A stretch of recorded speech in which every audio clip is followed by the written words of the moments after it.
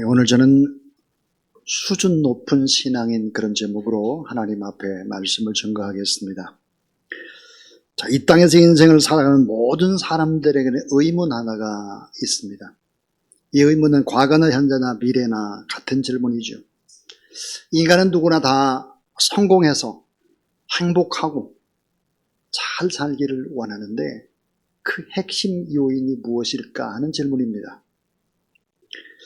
자, 성공하고 행복하고 잘 사는 비결이 뭘까? 가장 중요한 요인은 무엇일까? 이런 질문을 하죠. 아마 여러분 수없이 했을 것이고 오늘 저도 마찬가지로 그런 질문을 하면서 인생을 살아갑니다. 근데 가장 행복한 또 성공하고 잘 사는 그 중요한 요인 가운데 사람들이 꼽는 것이 이러합니다. 그 첫 번째가 건강이라는 거예요. 건강을 잃으면 모든 걸 다 잃는다고 생각을 하죠. 또 하나는 돈입니다. 돈이 있어야지 돈이 없으니까 사람 노릇도 못하더라 이렇게 돈. 그 다음 또 하나가 뭐냐면 학력입니다. 배워야지 학력. 또 하나의 배경이 뭘까? 그것은 바로 좋은 환경. 내가 좋은 환경에서 자랐다면 기본적인 토양이 되는 거니까, 토대가 되는 거니까 얼마나 좋냐? 이런 네 가지를 꼽습니다. 자, 이것이 없으니까 성공을 나는 못해 이렇게 생각을 하는 사람들이 있죠. 성공을 하는 데 있어서 작은 발판은 될 수 있지만 이것이 가장 중요한 요인은 결코 아니다라는 사실입니다. 미국에서 오랫동안 연구를 진행했습니다. 장장 80년이라는 시간 동안 진행을 했죠. 자, 건강이나 돈이나 학력이나 배경을 다 지녔다고 생각하는 하버드 대학의 졸업자, 이 하버드 대학의 졸업자 300명을 대상으로 80년을 연구했습니다. 추적해서 조사를 했죠. 자, 하버드 대학에 나왔는데도 불구하고 실패했다고 느끼는 남성들, 또 성공했다고 느끼는 사람들, 이 사람들의 삶들을 아주 면밀하게 추적했습니다. 자, 여러분, 성공의 핵심 요인이 뭘까요? 성공의 핵심 요인, 그것은 관계였습니다. 관계. 자, 다른 사람과 친밀한 관계를 맺는 능력이 성공의 핵심의 요인이었다 하는 것입니다. 실패의 핵심 요인이 뭘까? 실패. 역시 관계였습니다. 시대를 불문하고 나이를 불문하고, 자, 성공한 인생 중요한 요인, 실패한 중요한 요인이 뭘까? 관계라는 거예요. 관계. 다른 사람과 친밀한 관계를 맺는 능력, 이것이 있느냐 없느냐가 성공과 행복과 불행과 축복과 저주와 이런 것들을 결정하더라라고 하는 것입니다. 왜 남성만 조사를 했냐? 그래서 이번엔 여성들도 조사를 했죠. 하버드 출신들의. 똑같았습니다. 이번에는 지방대학 출신들, 이 사람들을 조사했습니다. 실패했다고 느끼는 그 핵심 역시 똑같았습니다. 관계였습니다. 관계. 친밀한 관계를 어떻게 맺느냐 하는 것이 그것이 핵심의 요인이었습니다. 자, 여러분, 관계의 중심, 그 핵심은 뭘까요? 관계. 그것은 다른 사람의 마음을 읽고 그 사람의 마음의 소리를 들어주는 것입니다. 자, 수준 높은 신앙인이 누굴까? 그것은 관계를 잘하는 사람이죠. 관계. 하나님의 음성을 들을 줄 알고 하나님의 마음이 어떻고 또 이웃의 마음에 귀를 기울이고 이웃의 아픔에 공감을 느끼는 것, 그것은 너무 중요한 것입니다. 자, 친밀한 관계를 잘 맺는 사람의 특징, 그것은 무엇일까? 우리는 보통 이렇게 나는 저분과 참 머리가 잘 통해, 이런 말은 들어보기 어렵죠. 나는 저분과 참 마음이 통해. 그렇죠. 마음. 감정이 잘 통하고 마음을 읽고 마음을 전할 수 있는 능력, 친구의 마음을 읽고 그 마음과 공감할 수 있는 능력이 너무너무 중요하다라고 하는 것이죠. 우리가 잘 아는 최고의 지혜자 솔로몬입니다. 근데 지혜라고 하는 이 말의 원어의 깊은 의미가 뭘까? 지혜라고 하는 것은 듣는 마음입니다. 듣는 마음, 잘 듣는 능력이 바로 지혜라고 하는 것이죠. 지혜. 오늘 신명기 8장에도 하나님의 간절한 바람이 뭘까? 우리가 행복하게 잘 사는 거예요. 행복하고 잘 사는데 하나님과의 관계 맺기, 나와의 관계 맺기, 이웃과의 관계 맺기, 그것이다 라고 말씀만 하는 것이죠. 자, 신명기 8장은 하나님의 사랑이 함축되어 있는 하나님의 말씀입니다. 하나님의 뜻과 하나님이 원하시는 것이 무엇인가? 그런데 또 반대로 하나님의 두려움. 여러분, 전능하신 하나님이 두려움이 있습니다. 하나님의 근심이 있어요. 그게 뭘까? 오늘 본문에 정확하게 두 가지가 나타나고 있죠. 하나님의 소원이 뭘까? 하나님의 소원은 우리가 마침내 복을 받고 마침내 행복해지는 것이 하나님의 뜻이고 하나님의 소원이라는 사실을 믿으시기를 바랍니다. 그 길을 위해서 광야길을 의도적으로 허락했다는 거예요. 광야길을. 하나님의 두려움이 뭘까? 신명기 8장 14절을 보면 옛날의 성경이에요. 지금 새로 번역된 성경 말고요.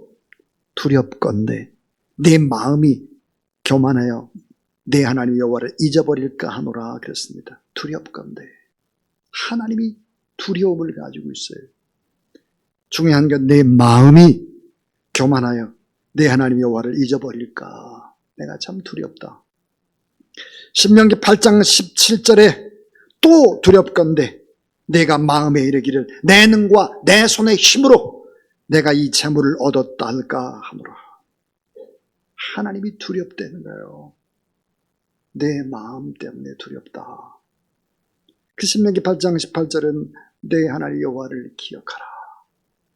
19절에 내가 하나님을 잊어버리고 다른 신을 섬기면 정령 멸망하게 될 것이다. 그렇게 말씀하고 있습니다.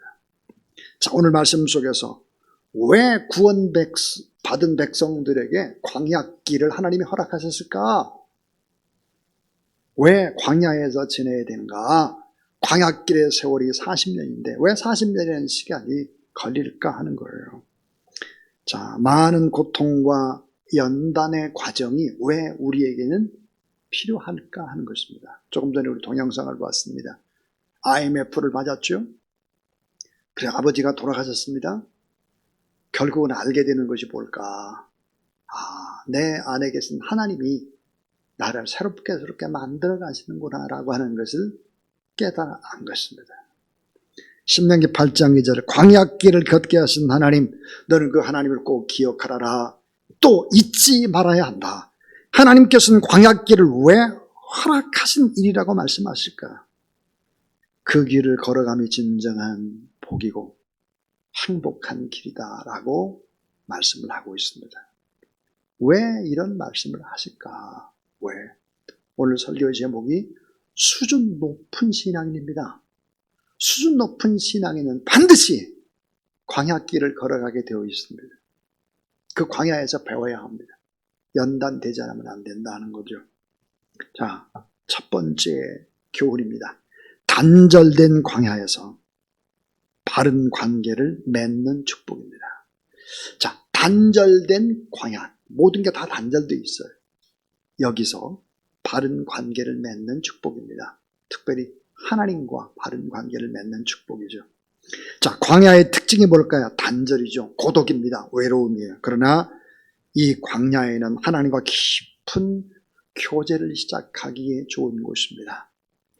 우리가 잘 아는 대로 이 광야라는 단어와 말씀이라는 단어는 어원이 같습니다. 자, 광야. 너무 단절돼 있고 외롭고 고독한 이 광야에 있으면 하나님의 말씀이 들리는 거죠. 자, 하나님 앞에서 음성을 듣게 되면 어떻게 될까요? 하나님의 마음을 알게 되면 어떻게 되죠? 겸손하게 됩니다. 겸손. 인생에서 가장 큰 축복은 뭘까요? 자기 자신이 낮아지는 겸손입니다. 겸손. 이거보다 더 진정한 축복은 사실 없죠. 인간의 최고의 문제는 뭘까요? 교만입니다. 교만. 교만한 사람은 어떻게 가르칠 방법이 없어요. 어떻게 도와줄 방법이 없어요. 교만하기 때문에. 왜? 교만한 사람의 특징, 자기가 신입니다. 자기가 하나님이에요. 자기가 정해준 기준으로 정죄하고 비판을 하기 때문에 도와줄 방법이 없는 거예요. 그래서 하나님은 어때요? 이 광야길 속에서 깊이 하나님과 바른 관계를 맺도록 하실 뿐만 아니라 겸손하게 만드시는 하나님이시다. 두 번째는 이 광야에서 원망, 불평, 시비가 아니라 하나님의 은혜를 아는 축복입니다. 원망, 불평, 시비가 아니라 광야에서 하나님의 은혜를 아는 축복입니다. 여러분, 인간은 변화되기가 얼마나 어려울까요? 인간은 언제 변화될까요? 인간은 언제 하나님의 은혜를 알까요? 이게 쉽지 않아요. 인간의 온전한 변화라고 하는 그 구원이라는 것이 쉽지만 성화라는 자체가 어렵잖아요. 자, 하나님은 모세를 통해서 바로와 수많은 백성들 앞에서 기적을 보여줍니다. 이 기적 10가지 속에서 우리는 인간의 무서움을 봅니다.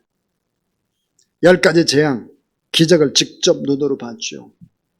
그래도 쉽게 하나님을 믿지 않고 굴복하지 않는 인간의 질긴 모습이 보입니다. 자, 피해 재앙, 개구리 재앙, 우박 재앙, 이재앙, 흑암 재앙, 여러 가지 재앙들을 해도 끄떡을 안 해요. 사람이 겁이 없어요. 어떻게 됐을까? 마지막 가정에 큰 아들이 죽습니다. 가축 가운데 초태생 첫 번째 가축이 죽는 것입니다. 가정에 어머니 아버지의 비명의 소리들이 나면서 결국은 가축의 비명소리, 사람의 통곡소리가 나죠. 여러분, 장자가 죽고 초태생 가축이 죽었다라고 하는 것은 무엇을 의미할까요? 미래를 잘라버리는 것입니다. 완전히 두 손 두 발 다 그때서야 되는 거예요. 그때서야. 쉽게 하나님 앞에 항복하지 않아요. 자기가 할 수 있는 모든 카드를 다 쓰고 벽에 다 갇힐 때 그때 손을 들죠. 뿐만 아니라 이스라엘 백성들은 홍해 바다가 갈라지는 것을 경험했습니다. 하늘로 뻗어가는 물벽, 그 벽을 바라보며 그 길을 걸어갔죠. 애국 군대가 바로 바닷물에 빠져 죽는 것도 보았습니다. 하나님의 불기둥 또 구름 기둥을 보았습니다. 차라리 변화가 안 되는 거예요. 변화가. 그럼에도 불구하고 이 엄청난 은혜를 경험했음에도 불구하고 원망하죠. 불평합니다. 시비합니다.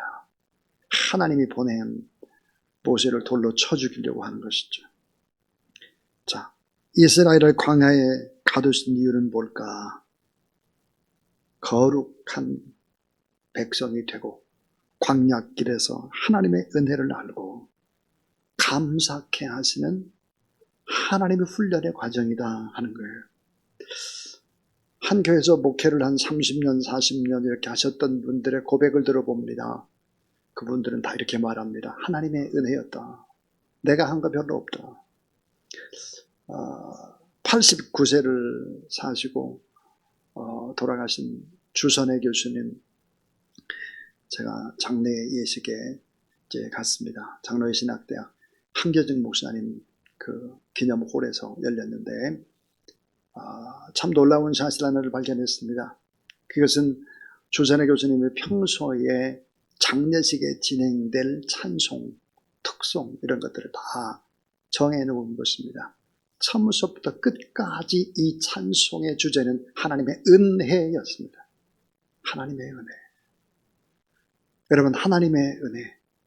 이 은혜 앞에 감사하고 감격하는 저와 여러분, 우리 모두 다 될 수 있기를 주의 이름으로 축원합니다. 자, 원망하고 불평하고 시비가 있으면 아직도 광야 훈련이 더 필요한 거예요. 하나님의 은혜를 아는 축복. 이 세 번째는 결핍의 광야에서 공급하심의 축복을 경험하는 것입니다. 자, 신명기 8장 3절 너를 낮추시며 자, 너를 줄이게 하시며 또 너도 알지 못하던 또 내 조상도 알지 못하던 광야를 내게 먹이신 것은 사람이 떡으로만 사는 것이 아니요 여호와의 입에서 나오는 모든 말씀으로 사는 줄을 내가 알게 하려 하십니다. 그랬습니다. 결핍의 광야. 이 광야의 특징이 뭘까요? 낮추신다는 게요. 낮춰요. 자존심이 상하고 다 우리를 꺾어놓고 납작 엎드리게 만드는 것이 광야. 광야는 줄이게 하신다. 결핍을 맛보는 거예요. 아무것도 없으니까요. 광야는 비참하게 꼬꾸라지고 낮아지고 결핍되고 가슴 저리는 아픔이 있는 곳입니다. 그런데 이 광야는 꼭 이런 곳일까? 아니에요. 특별한 하나님의 공급하심이 있습니다. 특별한 하나님의 은혜. 공급자 하나님을 만나고 초월자 하나님을 만나는 곳이 바로 광야였습니다. 나의 이성이 꺾어지는 것, 나의 합리적 지성이 무너지는 것, 나의 능력의 바닥을 드러내는 곳, 광야입니다. 자, 만나를 공급하는데 어떻게 공급했느냐? 풍성하게. 메추라기 때, 단백질을 공급하기 위해서 메추라기 때를 그냥 몰아다 주셨어요. 반석에서 상수를 공급해 주셨죠. 자, 이 광야의 절정, 출애굽의 절정은 뭘까? 그것은 구름기둥, 불기둥이었습니다. 뿐만 아니라 율법이라고 하는 하나님의 말씀을 또 줍니다. 절망하는 인간, 죄를 지은 인간에게 성막이라는 제도를 주시는 것입니다. 이것은 광야입니다. 이것은 오지 중에 오지 광야죠. 이것은 돌아보는 완벽한 하나님의 보호와 하나님의 사랑이 머무는 곳이었습니다. 진정한 성막, 우리의 모든 지혜와 지식과 모든 보화가 함축되어 있는 성막, 그분은 바로 예수 그리스도입니다. 이 광야에서 예수 그리스도를 만나기가 너무 쉽죠. 그런데 우리는 알아야 되는 것이 엄청난 보물을 광야에다가 숨겨 놓으신 것입니다. 그리고 공급해 주시죠. 하나님의 풍성한 공급과 하나님의 초월성을 만나는 것이다. 이게 광야다. 자, 지금까지 세 가지 얘기를 했습니다. 그러나 네 가지의 가운데 마지막 네 번째는 너무 중요합니다. 아마 세 번째까지는 자주 들었던 얘기라고 생각이 되는데 네 번째는 조금 좀 수준 있는 사람들이 알 수 있는 것입니다. 자, 거룩한 백성으로 이 광야는 다시 만드시는 하나님의 축복입니다. 우리를 다시 만들어요. 우리를 새롭게 변화시켜요. 오늘 신명기 8장 5절에 보니까 뭐라고 말씀했느냐. 너는 사람의 그 아들을 징계함 같이 내 하나님 여호와께서 너를 징계하시는 줄 마음에 생각하고 그랬습니다. 아버지가 매를 들듯이 사랑하는 자녀에게 매를 들고 마음 아파하시고 또 눈물을 머금고 있는 아버지의 마음. 이 광야는 어떤 곳일까? 구원받은 백성을 양육하는 곳입니다. 양육. 저는 요한계시록에 있는 말씀을 이렇게 읽다가 참 마음에 와 닿았습니다. 이 말씀이. 너무너무 이 말씀이 제 마음속에 큰 위로와 힘을 줬습니다. 제가 한번 읽어보겠습니다. 요한계시록 12장 6절입니다. 그 여자가 광야로 도망하며 거기서 1260일 동안 그를 양육하기 위하여 하나님께서 예비하신 곳이 있더라 그랬습니다. 그 여자는 누구일까? 이스라엘 사람들을 가리켜서 나의 신부 그랬습니다. 사랑하는 나의 신부다 그랬어요. 사랑하는 나의 신부. 자, 1260일 동안 그를 양육하기 위하여 하나님께서 예비하신 곳이 광야라고 하는 것입니다. 다시 말하면 광야에서 사람들은 만들어진다는 거예요. 새롭게 만들어진다는 거예요. 인간의 변화, 시간이 얼마나 걸릴까? 성경에 보니까 40년입니다. 40년. 한번 곰곰이 생각해 보세요. 여러분, 예수 그리스도를 나의 주, 나의 한 해로 영접한 지가 한 40년 됐습니까? 이제 한 20년 됐어요? 아직 변화 안 한 것입니다. 아직. 아브라함 같은 경우 보니까 거의 한 50년이 걸려요. 믿음의 조상이 되고. 보니까 자기 아들을 번제물로 바칠 때까지 한 50여 년이 걸리죠. 40년이라는 시간 동안 새롭게 만들어가는 게 새롭게. 40년. 새로 태어나는 경험. 근데 여러분, 놀랍게도 이 40년이란 이 기간 동안에 기가 막힌 기적이 일어납니다. 그 기가 막힌 기적은 뭘까? 신명기 8장 4절입니다. 뭐라고 말씀하셨나? 너를 낮추시며 너를 줄이게 하시며 또 너도 알지 못하며 네 조상들도 알지 못한 만나를 내게 먹이신 것은, 자, 사람이 떡으로만 사는 것이 아니고 여호와 입에서 나오는 모든 말씀으로 사는 줄을 내가 알게 하려 하심이라 그랬고, 4절에 보면 이 40년 동안 내 의복이 헤어지지 않았고 내 발이 부르트지 아니했다. 40년을 광야길을 걸었는데 의복이 헤어지지 않았다. 발이 부르트지 않았다는 거예요. 여러분, 하나님의 공급하심, 하나님의 지키심, 하나님의 돌보심, 하나님의 인도하심이 완벽한 것이었다는 것이죠. 완전하신 하나님의 축복이었습니다. 자, 왜 하나님께서 이런 광야길을 허락하셨을까? 그것은 따라하세요. 마침내 내게 복을 주려 하심이었느니라. 예, 마침내 복 주는 거야. 마침내. 내 능력과 내 손의 힘으로 내가 이거 했다라고 하는 것이 아니라 다 그 하나님이 하셨어요. 하나님의 은혜입니다. 저는 한 게 없어요. 하나님 앞에 영광 올려드리도록. 그것이 하나님의 목적이었습니다. 오늘 신명기 8장 10절에 보니까 뭐라고 말씀했나? 내가 먹어서 배부르고 내 하나님 여호와께서 옥토를 내게 주셨으므로 말미암아 따라하세요. 그를 찬송하리라. 그러니까 광야길을 우리가 어떻게 걸어가야 되느냐? 감사 찬송하면서 광야길을 걸어가는 여러분 되길 바랍니다. 40년 동안 감사 찬양하면서 믿음의 거룩한 광야길을 걸어가면 반드시 변화되고 반드시 복을 받고 반드시 잘 된다는 사실을 믿으시기 바랍니다. 감사 찬송하며 걷는 걸. 때로 여러분, 광야길 사업에 실패도 주실 때도 있고 작은 사건 사고를 줄 때도 있고 우리에게 질병을 줄 때도 있고 자녀들이 생각대로 잘 자라주지 않을 때도 있고 수많은 갈등과 상처들, 이런 것들이 있을 수 있으나 감사하고 찬송하고 걸어가자. 하나님이 반드시 복 주신다. 믿으시기 바랍니다.